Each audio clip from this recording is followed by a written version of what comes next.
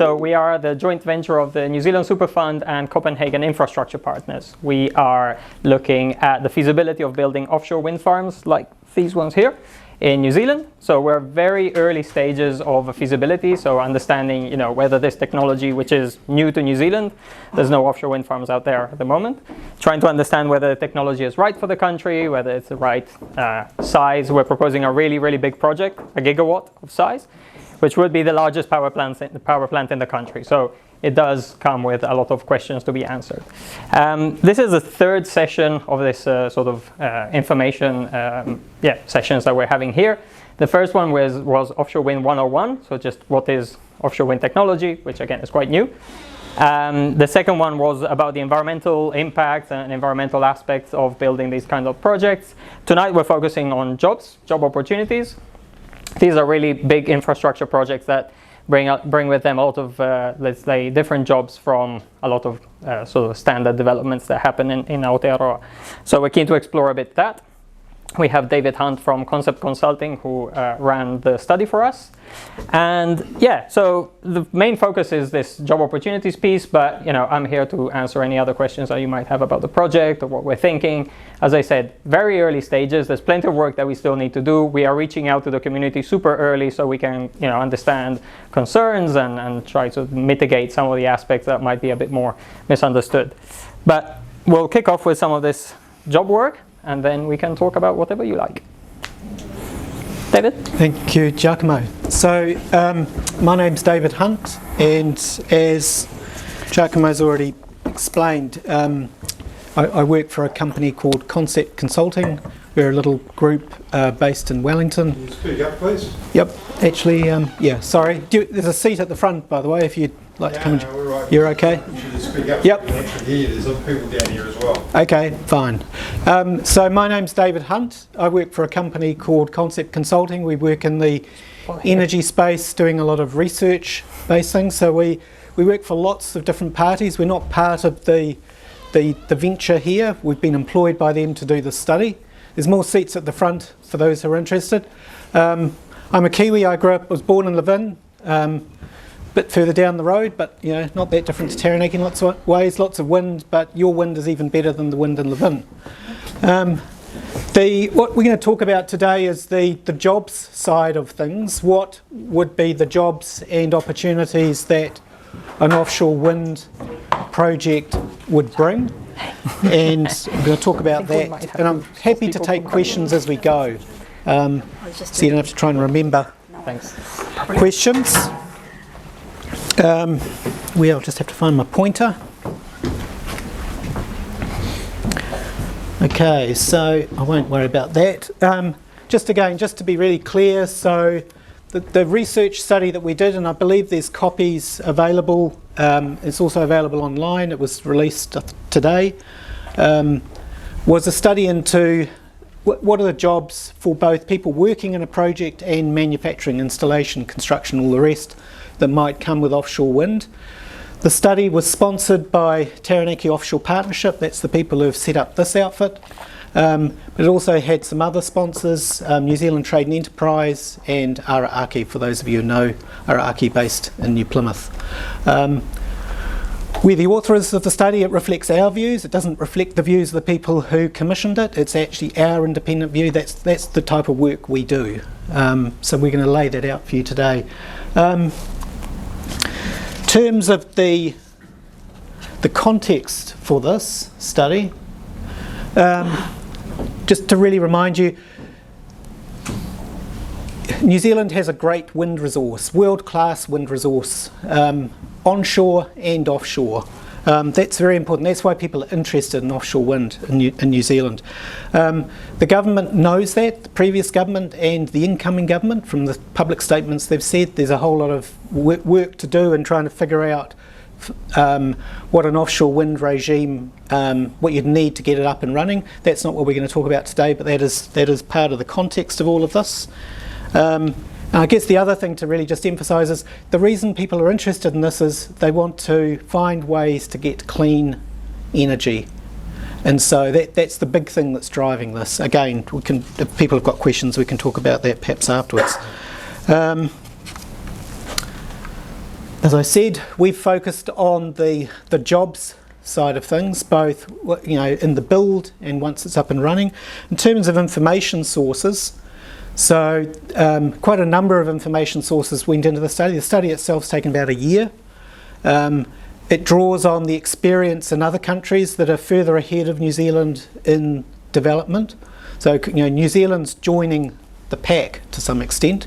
It's offshore wind is really big in Europe and it's starting to take off in Asia, and it's coming in Australia. So we're able to benefit from some of the. Is someone else trying to come in? Yeah, we're kind of at capacity. We're kind of at capacity. Okay. I'll keep talking.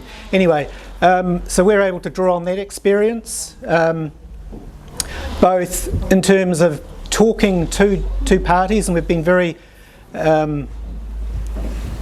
lucky in having some of the people who are actually building offshore wind overseas actually draw on the information directly, particularly through Copenhagen, who have a global portfolio of projects. We've also run a survey. So some of you, I don't know, for all I know, people in the room actually participated in that survey, where we contacted a whole lot of organisations in New Zealand and Taranaki and more broadly to figure out what sort of aspects of, particularly the build phase, they might be interested in and have the capabilities to actually provide services and equipment. And so all of that has fed into the study that I'll talk about the results of in a moment.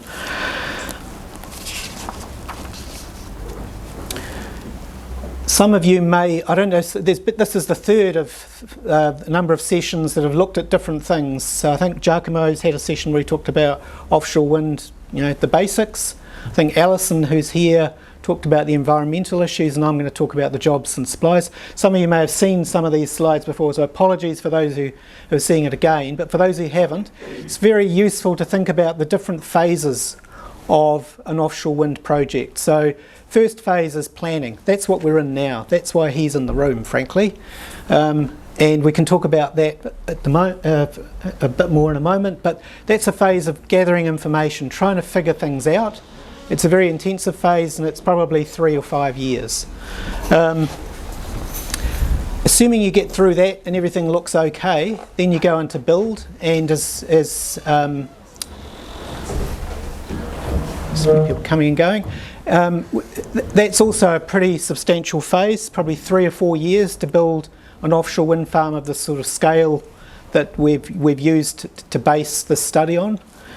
And then there's the operations phase, and that's the really long phase. Now, as you'll see in a moment, it doesn't have so many jobs, but those jobs last for a lot longer than the build phase. They are the, if you like, the permanent roles that are, day in, day out. And those jobs add up over time.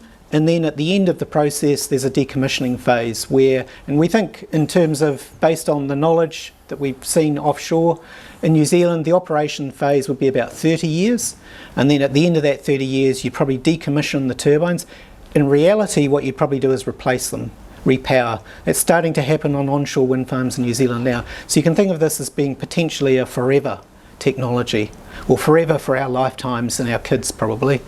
Who knows what will be invented 100 years from now. But so we're talking about the very long phase in terms of the operations and maintenance. And again, we'll talk about all the different jobs for all these phases in a moment. The other thing though is to make this study real, not just a kind of a pie in the sky. We've actually based it around a real project, what we call the reference project. And it's the project that is being described on the walls of this room.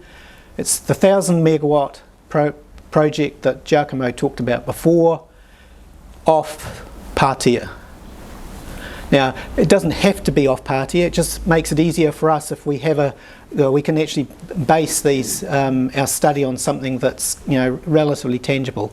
I feel sorry for the people who are looking through the window out there, it's a bit colder. But anyway, they left, right. They volunteered, they're doing us a favour.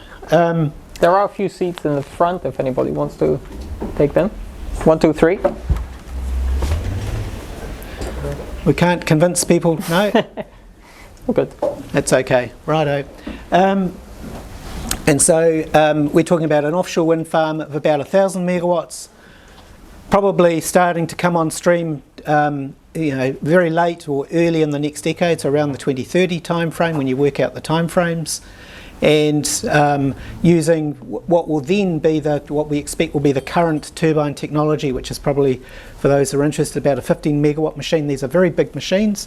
You can see how tall they are there, with a graphic showing how one might compare to the Sky Tower. So you're talking about a very large turbine, but a long way offshore, actually quite hard to see. So that's kind of introductory. I guess one of the other things to just have in your mind when you're thinking offshore wind, I'm sure a lot of you have driven through the Manawatu, you've seen the turbines on the hills around there. Offshore wind is like that, but bigger. And because it's offshore, it's kind of two industries. It's a green energy industry and a marine industry. It's both. Because there's quite a lot of stuff that you have to do building these things and then servicing them, sending crews out whenever you can to do the maintenance. And so it's a combination of almost two industries. Think of it as like wind scaled up and then out on the ocean.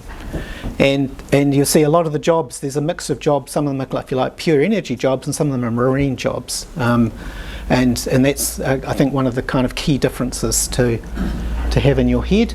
And as I said before, for our reference scenario, we've assumed that a project in South Taranaki, I won't go into the detail of this further, but just for those who are interested, what you end up needing to service one of these sorts of projects is a mixture of a port that is close to the project, to the wind farm, so that people can go out, in and out daily, whenever the weather allows at least, for maintenance. So you want to, short journey time, so you want it close. But there's also other things that you've got to deal with, some very large components, particularly in the build phase. But every 5 years or so you end up with a kind of a big maintenance cycle, so you need much bigger ships, big laydown areas. And so for our study, we think for the study that we've talked about, the likely scenario would be Port Taranaki for the big stuff, the build, and then the infrequent 5 years or so, but probably a port on the South Taranaki, Patia is what we've assumed, to do the servicing in and out each day. And you can see that that the picture there is it's a picture from a European example where you can see the very big components in the build phase, and then in the bottom picture you can see what's called a crew transfer vessel, which is a decent sized boat that's taking people in and out to do the maintenance each day. And these things have got all sorts of whiz-bang stuff on them to get people on and off the tower in rough water, with a gantry that moves up and down and all the rest. Again, if people have got questions, we can come back to that at the end. Right, so the big reveal, the curtain lift. How many jobs are we talking about? So if we just think about each of these different phases, so I said before we're in the planning phase at the moment, and the unit of measure we've used for the study is what we call the person year of work. So one person year, unsurprisingly probably, is one person working full-time for a year. Okay, now as you'll see in that planning phase, our estimate is it's about 210 person years. Now that's not 210 people working for 1 year, and it's not one person working for 210 years either. Obviously it's a mixture of different people working for different lengths of time. Some of them are things like people, engineers doing a study on something. It might be, I don't know, an 8-week study, but it's adding up all of those bits. Other people, people doing ecological surveys, it might be a year's work for a couple of people. It's all sorts of different things, and again we can talk a bit more about what goes into that in a moment. It's a substantial amount of work, but it's actually, when you look at it, it's one of the smaller parts. The build phase is a very big part, and we think that's about 10,000 person years. Now a lot of that is not going to happen in New Zealand, being really clear about it. We're talking about building stuff that in New Zealand it's very unlikely we're going to have, a wind turbine manufacturing industry, but you've got to install them. And so there's a lot of work that we think would actually end up in New Zealand, particularly in the installation phase, and as we will talk about later, there is actually some parts that potentially could be manufactured in New Zealand as well. Next big phase is the one that goes for a long time, the 30-year phase, operations and maintenance, O&M, often is what we call it, and that's, if you like, the permanent jobs. And our estimate there is that that's about 3,900 person years of work. And I'll talk about how many head counts in a moment on these, although you have to be careful with these measures.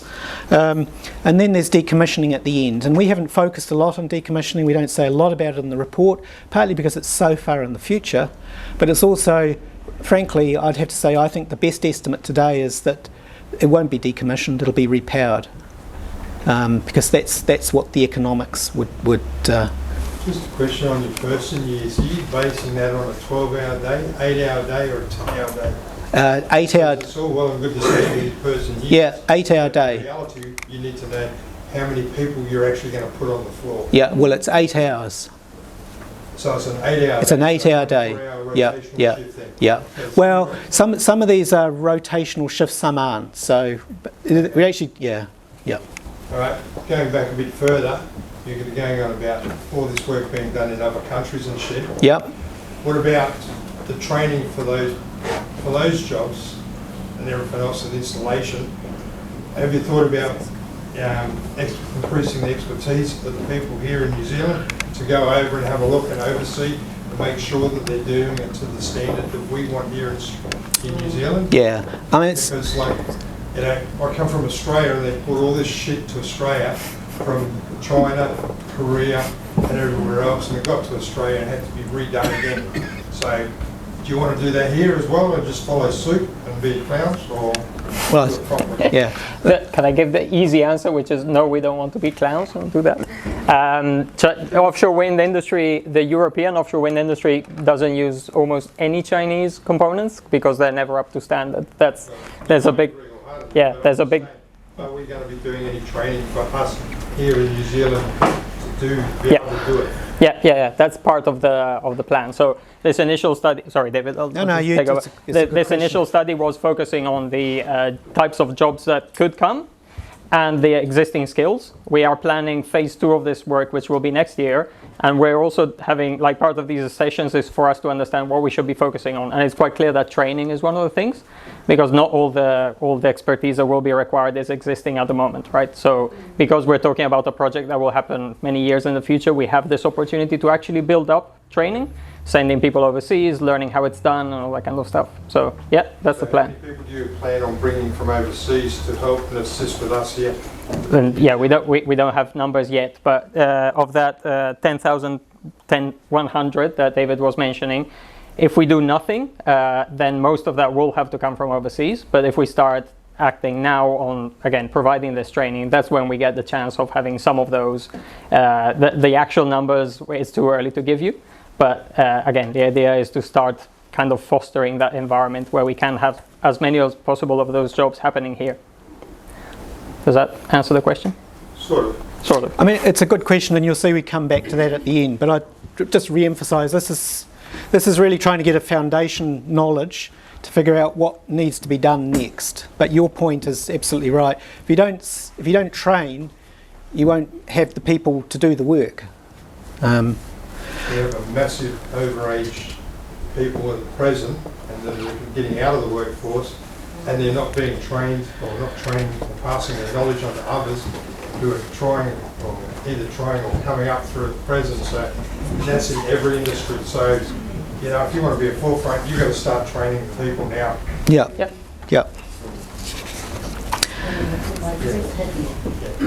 Now, before they get here, we want to be doing it before the training. Yeah, but I guess the first thing is you've got to figure out what you need to train for. But anyway, that's I think we're all in violent agreement. If we just keep going, so the next slide is really just showing you it's that same information I was just talking about earlier, but you can see this is showing over 37 years, and that's how long from, if you like, the dropping the hanky on the start line to repowering, how many years we're talking about, because the first few years is planning, and then there's build, and then there's 30 years of operation, and then decommissioning, 2 years at the end. And that's just for those who can see it. And I should say, I think this presentation will end up on the website, or it can be anyway, so anyone who wants a copy can take it away. But you can see there's a big surge of jobs in the front end, and then a long, long tail of jobs that is the permanent jobs that, as I say, I think personally, I think will probably go forever for all intents and purposes, but 30 years is a hell of a long time anyway. Just going to zero in on one of these things to begin with, which is these jobs here, the 30 years of operations and maintenance. Now, it's very bottom up, so it's not kind of wet finger in the air, make a number up. It's actually talking to people and actually having a real idea about what is the structure, what is the employment workforce you need to service 1,000 megawatts of offshore wind in South Taranaki. And it turns out on the numbers, and also in this room is a thing called the Jobs Guide, which actually goes down to each individual job, and we'll talk about that in a moment, and actually describes what that person would do and the sorts of qualifications they would probably need. I say probably because we've tried to do a kind of a high level on that, just to actually do a first pass, but there's more work to be done. But in the bottom of that left-hand stack there, if you can read it, what we call Tier 1 Direct, there's about 70 full-time equivalent jobs in that stack.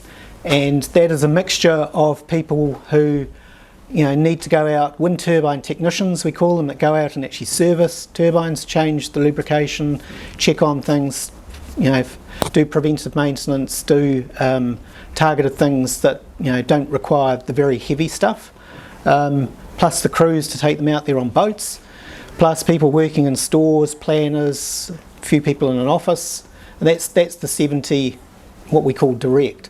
Then there's a bunch of people we call indirect, and those are people who we expect will be shared with either other industries or other projects. So for example, there are days when you need to get out to one of these turbines, but it's too rough for a boat, and you need to get out there, so you send a helicopter. Very unlikely that this project will have its own helicopters, more likely it will rely on a third party helicopter charter to actually take people out, but that's a job. Someone's got to fly that helicopter, someone's got to service it. So those are what we call the indirect jobs. They're actually directly involved in these projects.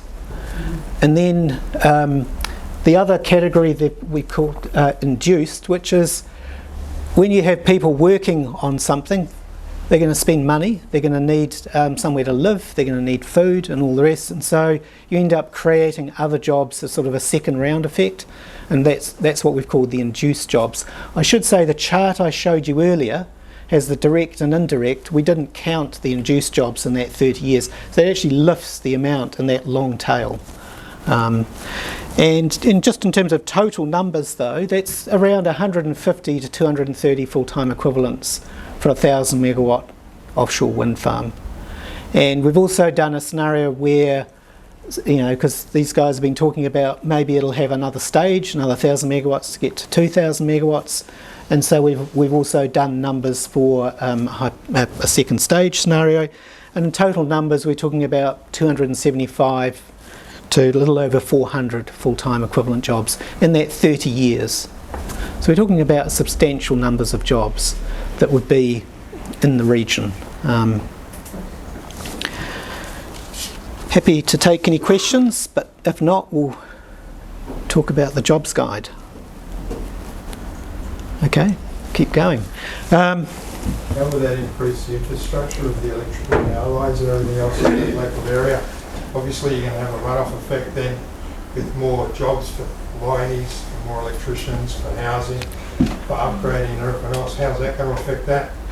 We haven't included those, but those are all, they're further, if you like, opportunities as well. I mean, there's a whole bunch of things that... a primary thing to increase because we're increasing our electrical supply. Yeah. I would have been looking at that as well with you guys. I would. Yeah, sorry, just to be clear, I thought you were talking about the people working on the project. In terms of the transmission line out, we have included that. So we've included the building of the transmission, but not, transformers and things like that. Well, that is included, but not. You've got companies like PowerCo and North Power and all that that are doing all those. Yeah. So, you know, they're going to need their guys trained up as well. Yeah, I mean, I think. Sorry, I'm an electrical background, so Yeah. I'm going to throw barge questions at That's you. all right. Yeah. That's all right. We're happy to take those questions. Yeah, the onshore electrical part is that's. I think David will show that that's easily accessible to New Zealand skills right now. The offshore part, not so much. So that would be, for example, a case of we could look at training people to be able to help building that part as well. Yeah. So again, opportunities that we need to have out there. So in terms of this operation and maintenance phase, that's really what the jobs guide that, there's some copies in this room if anyone wants to take them away, is really focusing on, what are the sorts of jobs that would be needed to service one of these projects in the operations phase, and what those jobs are. And I'm just going to talk through, you'll see this. Yeah, this copy's going like, we should have been, it looks like it might even be a bestseller. Just going to talk about, just to give you an example, just to give you a bit of a taste. So, we think that, in this project there'll be someone who has to be what we've just called as a contracts and commercial manager. He or she will be, doing a whole lot of the, frankly, the paperwork, not very interesting to some people, but really important. Keeps all the accountants and others happy. Probably, as a guest, they're probably going to have some sort of a qualification in, accounting or business or law, and you can just read the jobs guide. You get a sense of the sort of attributes that person would need. Frankly, those sorts of jobs exist in lots of different industries. If we start to get a little bit more specific, though, mechanical and hydraulic technicians. So this is the sort of thing that you need to actually service wind turbines. He highlights is there's a lot of crossover in skills between oil and gas and offshore wind, and that's based on, if you like, just thinking about the types of roles, but it's also something that's become very evident in places like Scotland, where offshore wind has really taken off, and a lot of the people who were in the oil and gas industry are ending up being, retrained, and in fact it's relatively little retraining in many cases, in some cases none at all, to step across from one industry into another, and that's starting to just happen a wee bit in Australia as well. But this is an example where a lot of the skills are transferable. People, they need a trade qualification, they might need working at height tickets, those sorts of things, and basically fairly transferable. I said earlier that think of offshore wind as being a combination of a marine industry and green energy. That is very much the case. So crew transfer vessels, probably a crew of 2 or 3 people, and master on each vessel. The exact qualification will depend on the rating of the vessel, but again, it just gives you an example of the sorts of jobs that we expect would be required in that operations phase.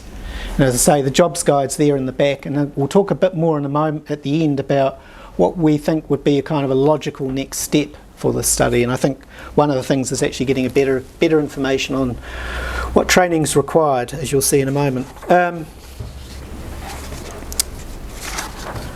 Okay, let's jump back to talk about the some of the earlier phases. No,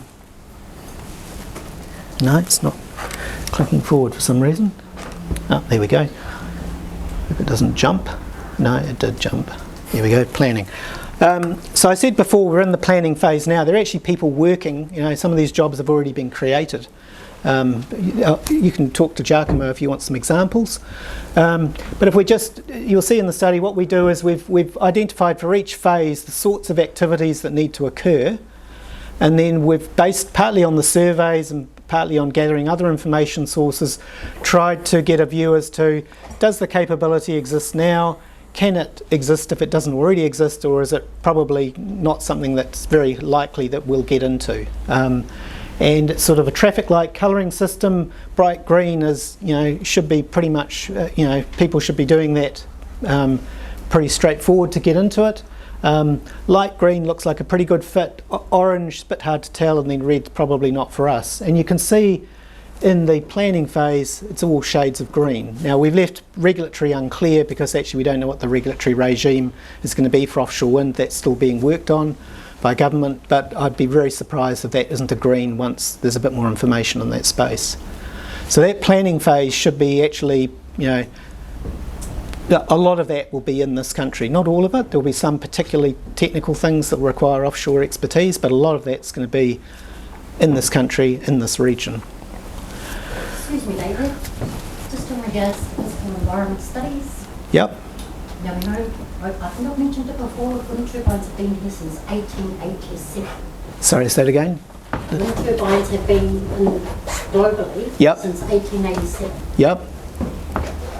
Are you guys looking at doing research before we put these up on our environment and what impacts it has on our environment, especially our water? Because a lot of our iwi, we eat from our tidal water.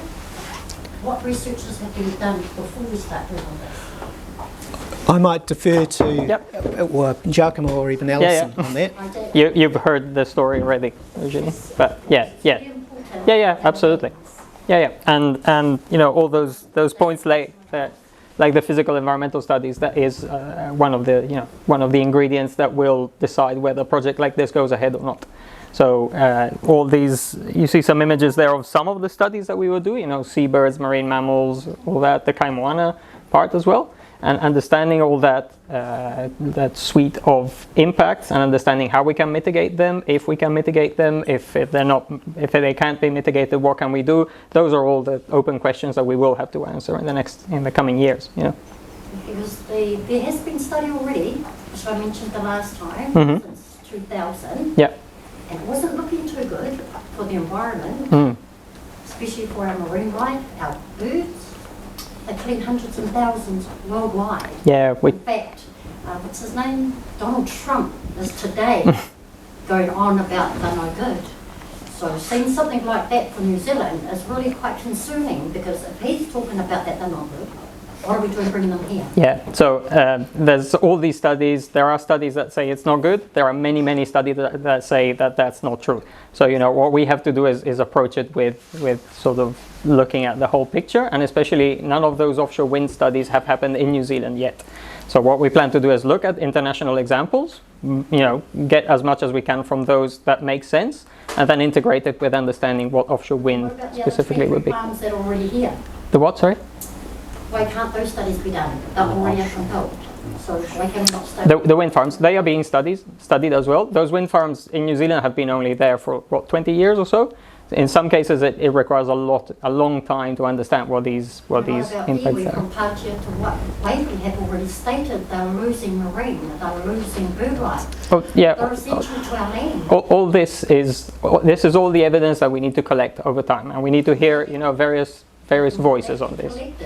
Yeah. Before any of this goes on. Oh yeah, absolutely. None of this will happen until we've all. Studies out there showing, and there's really top institutions that have gone out and done their own studies from 2000 right up to now. Yeah, but there's a lot of studies that say exactly the opposite, Eugenie. So again, we need to gather this evidence. We can't just pick a few studies and decide that that's the story. You do your research, because it's all going to do the same no matter where you put them. That's how I see it. It's not that simple, unfortunately. If there's water ones, research those ones. They're already there. Yeah. We're researching as Alison can confirm, we're spending a lot of time researching.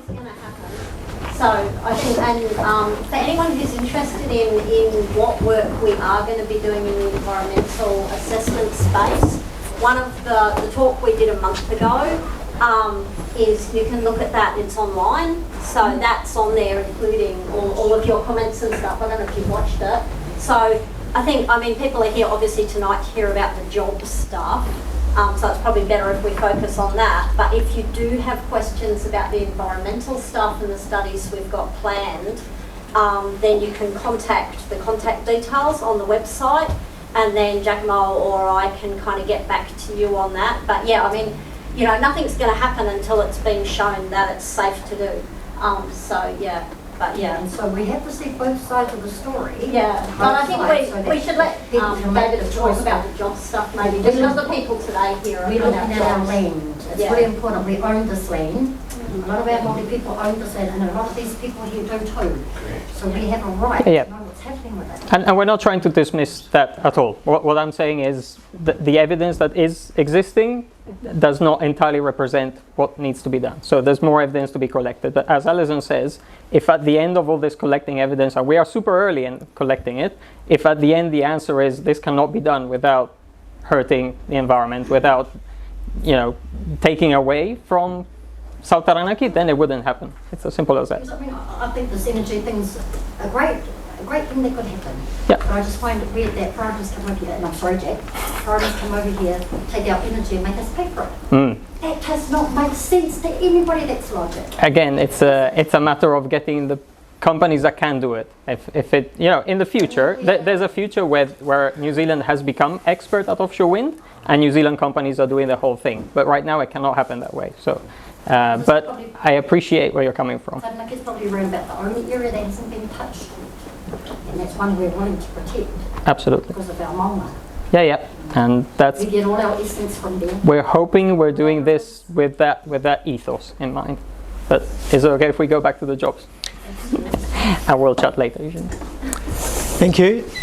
Right, so as I said before, key takeaway is planning phase, a lot of jobs already started, and most of it should be in the region. Hi there. I know it hasn't been assessed yet, but I'm looking at the regulatory consenting, and I know you said that you had, I think, engaged with Ngāti Tuanui. But I'm talking about the hapu who have the sovereignty. Yep. Is kaitiaki of the land. It's not the iwi. Yep. The iwi is a government agent, and but hapu have the sovereign say over what happens. Yep.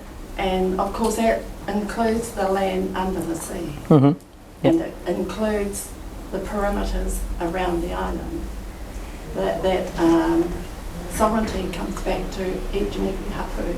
So, in terms of the regulatory consenting, I would urge that that comes back to a hapu level to be not only participating in the discussions when they land on the table, they should be in the discussions before any of that is legislated. Decided. Or legislated. Well, yes, and we'll talk about that at another time. But any legislation can only go ahead, as far as we're concerned, if we agree to it. Because under customary law, nothing can go ahead. We just have to actually get into the practice of using customary law again. So So MB, the Ministry for Business, Innovation and Employment, is that?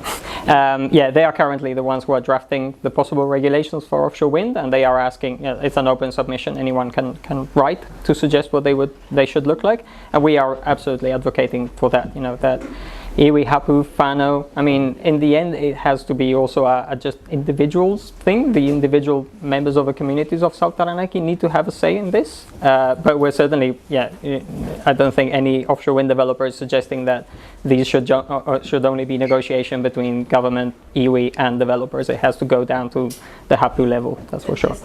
Has to be at the hapu level because that's where the sovereignty sits. And the government. Yeah. Or iwi authorities that have been instigated into this whole scenario. And the way we are suggesting it is, as you say, it's not just a box ticking exercise, not just go and ask and see if they are happy with it. It's a couple of things. One is sort of doing studies together. So, for example, hapu members participating in our studies to make sure that they are looking at the right things, and also potentially commercial partnership in these projects, because there are revenues as well to be made. Those are the two main themes that we've heard so far. So certainly it's what we're suggesting in our submission to MB is the sort of way to go. and they seem to be aligned on that. So, but the submission is open to anyone, so anyone who wants to suggest how it should be done. Conscious some of you probably want to get home and have your tea, so I'll keep going, and I might even try and speed up a little bit. Thank you for the questions. If we just go to the next phase. So this is the build phase. As I said earlier, probably 3 or 4 years. A lot of the equipment is, being honest, likely to get manufactured somewhere else, because we're talking about, there's only a handful of factories in the world that can make some of this stuff. It's so big. But there are some bits, and we'll talk about what they are in a moment, that we think actually New Zealand could well be well placed to actually make parts for in some cases, and even the whole thing in others, but also installation. We'll talk about installation separately in a moment. But in terms of manufacturing, the areas that look as possibilities to us are what's called the transition pieces, which actually I don't have a photo of there, but somewhere in this room there'll be a picture of it. It's the yellow bit you often see on pictures. There might be one over there somewhere. It's the piece between the tower and the bit that goes down to the seabed, between the foundation. And certainly parts of the transition piece look, we're boat landing stages and what's called J-tubes that take cables on and off. The sort of thing that you could well imagine New Zealand firms manufacturing. And you need a lot of them, and they're big items. The other is cables. There is actually cable manufacturing that occurs in Taranaki. Some of you probably know that. The extent to which that factory or any others in New Zealand could actually gear up to produce the right sort of cables, not quite sure about, but we're talking about a bit of a lead time. And then the other key area that we think there's the potential for New Zealand firms to be involved in is the offshore substations, which is basically there's a big steel fabrication job required to hold transformers and switchgear and other things. And some of the similar items have been manufactured in New Zealand in the past by the likes of Fitzroy. And then there's the onshore stuff, which is partly, I think, the question from the gentleman at the back. There is quite a bit of onshore stuff that's needed. Frankly, that's bread and butter for New Zealand. Lots of New Zealand firms do that now. Some transformers and things might well be imported, but the actual making of a lot of the components and putting them in place, that's very familiar stuff in New Zealand. Talk about installation and connecting. I said before, that these things come in. So a lot of them are probably going to be manufactured offshore, but there's still quite a big job to actually erect them and connect everything up. And that's where our existing and hopefully developed further marine services industry becomes very important. There's a lot of work to put one of these projects in place, and it's and this is one of the advantages, in fact, in Taranaki, is you've got a marine services industry established already, servicing offshore oil and gas. And a lot of those skills and equipment and other things are very transferable. And it's right down to, things like, cable laying, submarine trenching, guard vessels, piloting, the whole works, the whole kind of servicing of offshore vessels with crews on them to do this sort of thing. So there's definitely, we think, real potential for New Zealand firms to be involved in the manufacturing, but particularly the installation phase. There's no place here in Plymouth or in New Zealand I've seen that does boat transfers. Offshore boat transfers. Not at the moment, no. But that's not, I don't think it's beyond the realms of possibility. I mean, that's a skill. No. I mean, as it's one of the things you're saying here that we need to have. Well, it's interesting you say that. 3 years ago. Yeah. Well, I mean, we actually, there was a Kiwi we met at one of our workshops who crewed crew transfer vessels in Europe. He's desperate to see an offshore wind industry develop in New Zealand because he said he'll be the first in the queue putting up his hand. He's based in Auckland at the moment doing something else. But anyway, it's a good example of, I think there's a transferability. There's a base to build on, but there's work to do to get there. Just to talk about that last phase, just really, I guess, just reinforcing what I said before, that operations and maintenance, that again, that should be bread and butter. That should be, you know, opportunities for people here, and you know, for a mokapuna. And there will be some work that will probably require periodically, as there is already in some other industries, where you know, doing the big heavy stuff, you know, some big piece of equipment or something, some skills that we don't, you know, carry, that we only need every 5 years will come in. But most of the stuff, it's, you know, well within the capability for us to be able to do ourselves if we get ready for it. Which brings me to the last slide, really. So as I said earlier, there's copies of the research report, and there's copies of the jobs guide. I think there's some in the room, but you can find it online if you prefer to read stuff online. You'll see that at the back of that report, we spell out, you know, our conclusions on things, but we also leave a bit of a message for people about suggestions for things that, you know, these guys and others and people in this room, training institutions and others, might want to have a bit of a think about. And I'll just quickly run through them. For New Zealand organisations to actually maximise the opportunities or capture the most of these opportunities, it's going to be really important for them to see them coming. It's all very well to turn up at someone's doorstep and say, I want 60 J-tubes and I need them in 6 months' time. That doesn't help anyone if there's no kind of, I can't prepare for it, I can't see it coming. I think, you know, hopefully this study will be a foundation piece for actually giving people a bit of a sense as to what's potentially, but there's more that would have to be done in that area. You actually have to get down to actually, you know, particular, what does it actually mean? When do you need it? What specs does it need to meet? What have you? Another is, I said before, a lot of this equipment will be manufactured offshore but needs to be installed. The people who do this installation are much more likely to use New Zealand organisations if they understand what the capabilities are. If they don't know what the capabilities are, it's really hard to find out. They're going to come in with their own workforces because it's just easier. So there is actually there's a piece of work for someone, whether it's, you know, NZTE or Taranaki Chamber of Commerce or someone else, we don't know, but to actually get a better understanding of what that capability is and make it visible to others, make it easy for people to find out this stuff, because it's not that easy. I mean, we ended up running a big survey and we got quite a lot of information, but you'd need to go a layer or two down in an actual, you know, as you build into a build phase. Have you got an estimate on the whole job yet, and the dollar split, like how many billions for the whole job, and what's the expectation of importation and what would be spent locally? We haven't tried to turn those into dollars. We've done the job side. You've just done the labour hours. Yeah. But I mean, you're talking about a very big spend for one of these projects. Again, as I say, spend of the whole project. Yeah, but I can't tell you what the split would be between the 5 billion. Sorry? Is it 5 billion? That's the estimate that we're working with you. Yeah. Would like it to be less. We'll try to make it less.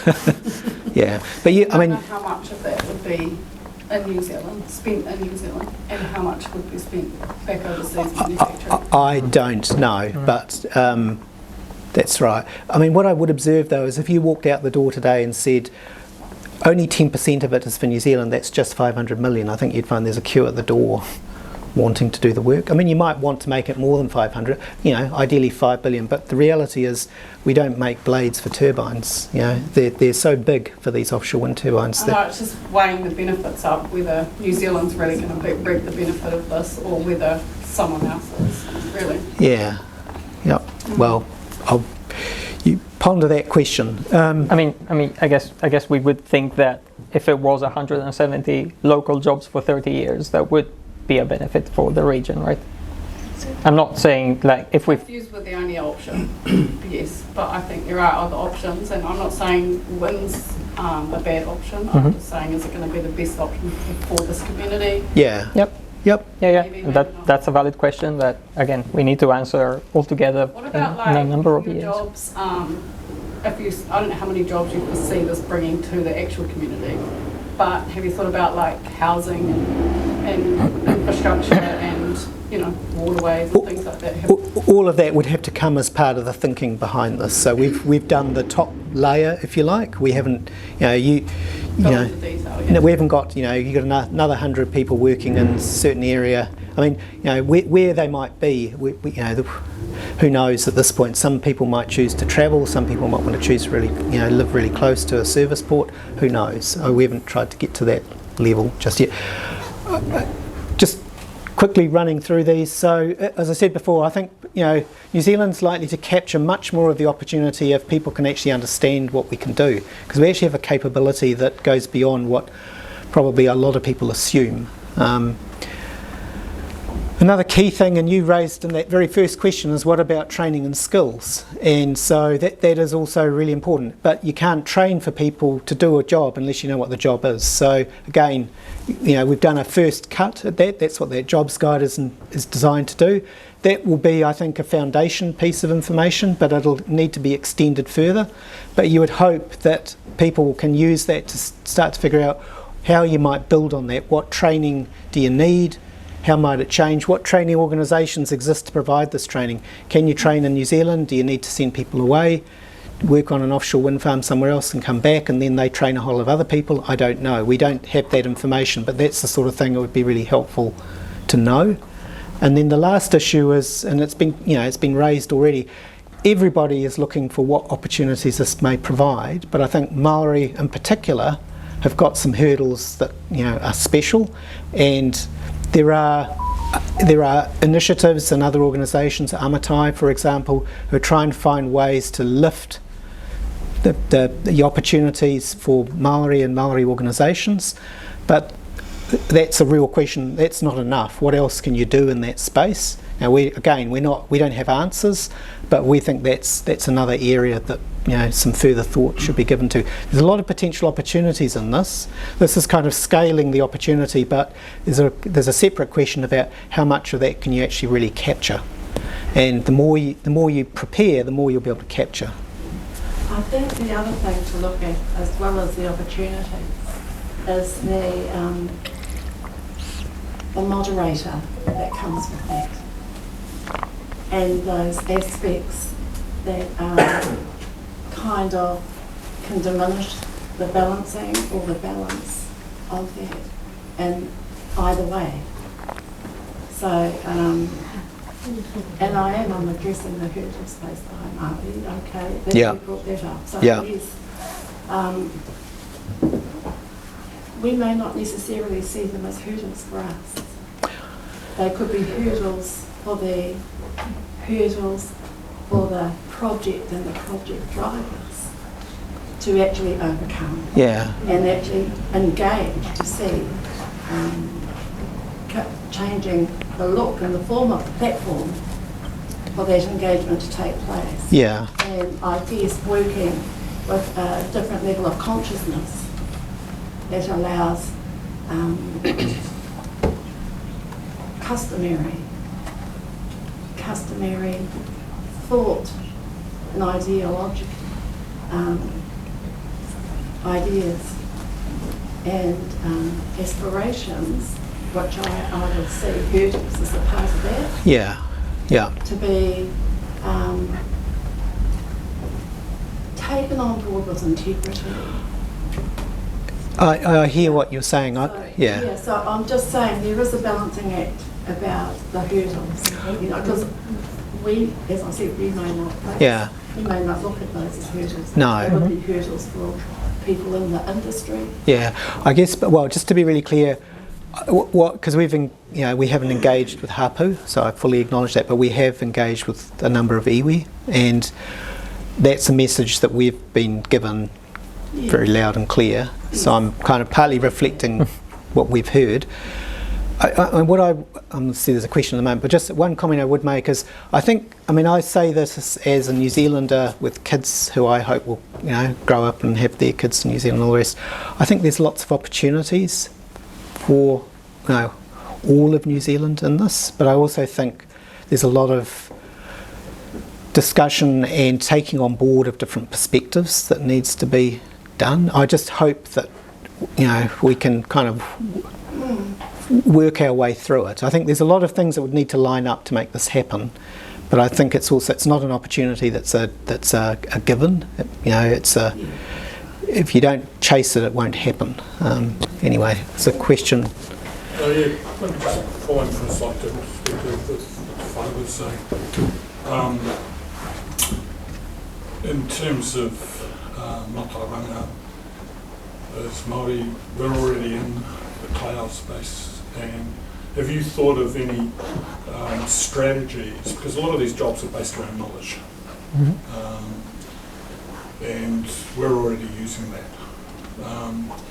Have you thought about any strategies for co-design that we talk about transferability of knowledge, so people may be coming in and as part of the kaimahi doing the work, but then being able to take the skills and knowledge learned back into that kaitiaki role, and because that's happening at the moment.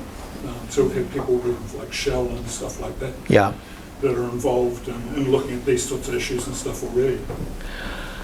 It's something that's been raised, but again, I would say it's a couple of layers deeper than we've been focusing. But I think it's definitely. I mean, I think it's part of that. That bubble at the bottom there. It's looking at the world through the eyes of Maori and understanding the opportunities and the challenges that provides. Recognising Maori are a very important part of the overall picture. If I may add on that, on the environmental side, so we're quite early in this environmental monitoring side of things. We compiled, thanks to Alison and others, a big list of the types of studies that we could be doing in the future, say before we have some kind of license to proceed. So we can't really start spending the tens of millions of dollars that are required because we're not quite there yet. But there's a bunch of studies that we can start doing. And one of the criteria that we had in that kind of matrix of which studies we should do was how conducive are some of those studies to involving the local population and Maori as well. So because some of them do rely, as you say, on knowledge from the area. So there's no point in us, paying a consultant to go and look at a seabird if that seabird is not of interest for the area. So we would much rather do the work the other way around and have for South Taranaki, and then we study that. So in a way we're trying to do that. There isn't a full-blown process on how to do it. We're trying to build it. Projects like this are expensive, especially because we have to set up everything, and there's a lot of kind of new thinking that needs to happen. But it's the kind of stuff that gets us excited, I guess. So we'll try to do as well as we can, I guess. You referenced Southern Star in your report. What's happened there with the people of country and Indigenous people there in terms of knowledge and stuff? It's a bit further down the track. I don't understand it's still early days over there. Their Star of the South is sort of a couple of years ahead of us, I would say. They're going through a similar process. So there as well, there's a strong sort of native population push towards doing things, according to different customs and not just in the Western tradition, I guess. And that's being strongly taken on board, I would say. Yeah. Just when you start to look and employ people, when are you going to start advertising to, got a big sign, we're hiring and we're not hiring. What's going on? Well, we actually are hiring. You are hiring? We're going to be having a person who works here. See this big bolt here? I had it manufactured. This is an example of the type of bolts that keep together pieces of offshore wind. There's no bolts of that size in New Zealand. I had it manufactured by Quirk Engineering down the road. So, these are all examples of we're trying to get work happening here as we can. Get back to the next question, same question. When are you starting to look for people to do specific roles, i.e. electrical, mechanical, apprentices? That will all happen when we have a better idea of whether this project goes ahead, when the construction might start. So at the moment, if everything goes perfectly, construction might start in 2030, 2031. And so, we're still looking, what year we're in, 2023? Yeah. So 7, 8 years. Yeah, it's not tomorrow. But some of those planning jobs, those could happen tomorrow, Environmental studies, that kind of stuff. White collar workers, not the blue collar workers. Correct. Really, you should have said we're hiring and looking for white collar workers, not blue collar. Well, we thought we'd start talking about what kind of jobs might happen. You know, we thought we'd at least start talking about what kind of jobs might happen. Yep. Yeah, it's not going to happen tomorrow. It might not ever happen. You know, offshore wind might not happen. There's still that option. It's years and years of working through whether this industry should happen, and if it does, we would like people to be prepared to work for it. Because if we do nothing, then we will get to the day that we need to build, and it will all have to come from overseas, and everybody will be unhappy, right?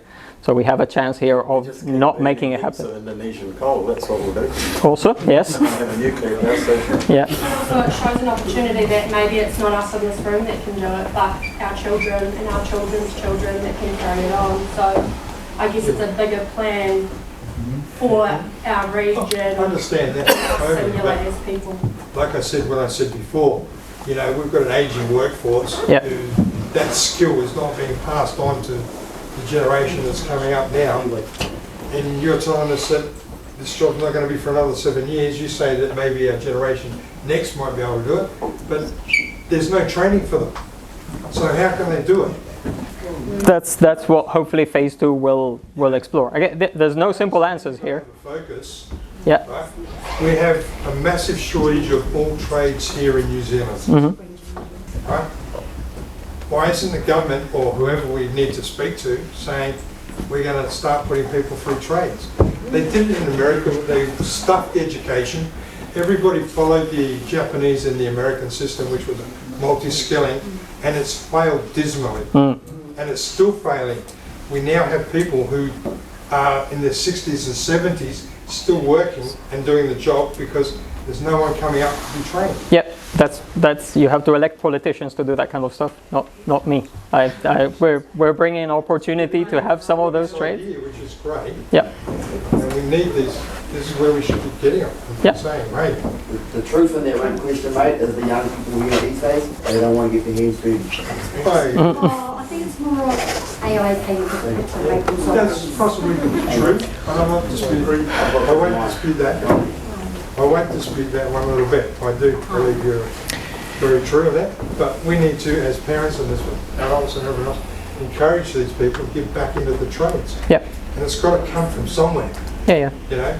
Yeah. Otherwise, we might as well just employ a whole heap of people from overseas instead of having a trades here. Yeah, but you know, for the trades, I mean, if we wanted operations and maintenance people that are ready for when we start in 7 years' time, the reality is that in, say, 2 or 3 years, we would be thinking of taking some people, sending them over to Europe, or we're currently building in Taiwan, the US, Australia. We could send them to learn the trade there for 3 or 4 years and then come back.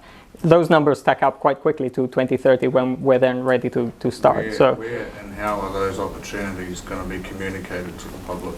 Part of these information sessions is to understand how to best do that. Yeah, it's a good question. I don't have an answer yet. The question I have now, for example, which is we'll go into phase 2, is how do we do this training piece? Like, who are the right groups? MSD, have gotten in touch. They would like to talk about what their role could be. Te Pukenga, WIT are in conversation as well. So it's for us to understand, I mean, we are wind developers, we're not training providers, so we need to understand what role we can play. And one certainly is bringing all these job opportunities, talking about the types of jobs that could come. And then we'll have conversations on how to set up the training programs. No easy solutions to any of this stuff, but we're willing to put in the work to, try and make it happen. And one thing I should mention is this work is not meant to be the end of all the thinking about jobs, for the next 7 years. There's plenty more to do, as David mentioned. This was just the initial step, I guess. And it had to have some boundaries. So, we could have gone away and spent 5 years looking at every detail, but we thought maybe this was a year of study, actually 18 months. So it was already quite a bit of involvement. Can I thank you all for coming along, listening to me? Actually, you might want to do the thanking, but thank you for listening to me. It's always good to, talk to the people who really, it's your region, it's your, it's your rohe, it's your life. You're the ones who end up having to, help make these decisions. Maybe I'll take one last question, if that's all right. Yeah, you. Just in regards to for the workers on the turbines. Yep. Because I have seen a few videos where some of them caught on fire, some of them caught on fire. The turbines or the I think the not? last time that hit me was when the two guys were up there and nothing could be done. What are safety precautions for our people when they are up on those wind turbines? Because they're like 18 metres high. Yeah. As we can see, they're very high. Yeah. They couldn't do anything with these two and we just watched them burn. What are the safety precautions for that for our people that are going to be able to join in? Yeah. What have you guys got? Well, Because no one's got nothing, and I've researched it everywhere. yeah. I'm not aware of. I'm happy to talk maybe up the event, that particular incident. But one thing I would say is, again, part of this we've talked to, people who are actually out there doing it. And one of the observations that was made to us is offshore wind is a lot safer than other industries. Like, again, talking about UK experience, a lot of people have transferred from the fishing industry to offshore wind. And one of the things they say is it's such a different industry. Labour's not casualised. You actually get safety training, you get proper protective equipment. It's an industry, I think, that is much, it is very safety conscious. You'll see it's reflected in the jobs guide. So I'm surprised to hear the example you talked about, but I don't know about it, and I don't know whether you're aware of it, but... Exactly. I'm told there's 99 people that have died. In what, sorry? 99. In where, though? Sorry? 36 of those were public, when the wind turbines came off and actually went to a house. Right. A couple of houses. So my concern is also about people, those that are going to be working for this. We want to make sure that they're safe. Yeah. These No, are people getting to them. Yeah. So health and safety would be absolutely, and go home and feed their family. yeah, absolutely. Stuck up there like Yeah. up there, and it was plain, they couldn't do nothing. No, nobody wants that, and yeah. Thank you. Thank you. Thanks a lot. It's as David was saying, health and safety would be one of the main parts of building this industry. It's actually one of the areas where we can use knowledge that is already in the country because of oil and gas. Offshore oil and gas uses similar health and safety training. So that's all stuff that we would bring into offshore wind. So we would make them as safe as humanly possible is the answer. One of the other things too was electrocution inside the building. Yeah. Where men have actually been electrocuted, caught on fire, and fell down some of the turbines. These are really serious issues that need to be considered before you even start looking at building them. I suspect though that the probability of dying in a car crash is probably 10,000 times more than of dying in an issue like that. I'm not saying it's not important to look at it, but yeah, absolutely. And there's no minimizing it. Health and safety is... Thank you for coming. Thanks.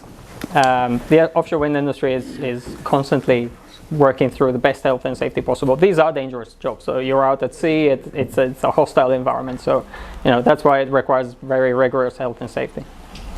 Yeah. Okay, well, thank you very much. Thanks a lot. Thanks for coming.